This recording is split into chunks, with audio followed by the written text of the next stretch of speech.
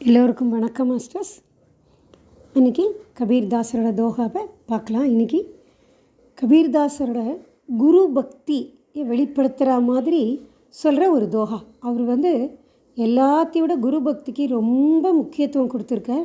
குரு இல்லைன்னா நம்மளால் இந்த சம்சார சாகரத்துலேருந்து கடை தேர முடியாது, சாகரத்துலேருந்து வெளியில் வர முடியாதுன்றத ரொம்ப தீர்மானமாக சொல்லியிருக்கார். அதனால் இதில் குருவோட மகிமையை பற்றி சொல்கிற தோகாவை இப்போ பார்க்கலாம்.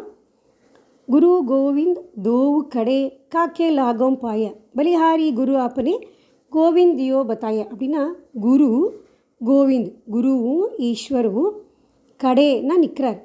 ரெண்டு பேரும், தோனோன்னா ரெண்டு பேரும், குருவும் கோவிந்தும் நம்ம முன்னாடி நிற்கிறார். யார் முன்னாடி நிற்கிறாருன்னா காக்கே லோகம் பாய, லோகுன்னா மக்கள்னு அர்த்தம், மக்களுக்கு முன்னாடி நிற்கிறார்.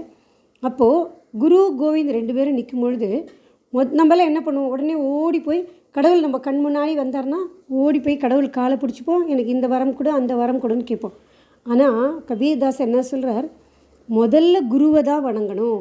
குருவை வணங்கிட்டு அதுக்கப்புறமா தான் கோவிந்தை வணங்கணும், ஈஸ்வரை வணங்கணும். ஏன் அப்படின்னா இந்த ஈஸ்வரை காணக்கூடிய ஞான கண் நம்மளுக்கு கொடுக்கறது குரு தான். குரு இல்லாமல் நம்மளால் ஞானம் அடையவே முடியாது. நம்மளோட அறியாமைங்கிற ஒரு அஜ்ஞானம் போகணுன்னா தீபம் ஏற்றணும். இருட்டுலேருந்து இப்போ இருட்டை போக்கணுன்னா விளக்கு வேணும். அதே மாதிரி நம்மளோட அஜ்ஞானம் போகணுன்னா அங்கே ஞானம் வேணும். அந்த ஞானம் எப்படி வரும், ஏற்றுறதுக்கு ஒருத்தர் வேணும் இல்லையா? விளக்கை ஏற்றினா தானே நமக்கு வெளிச்சம் வரும்.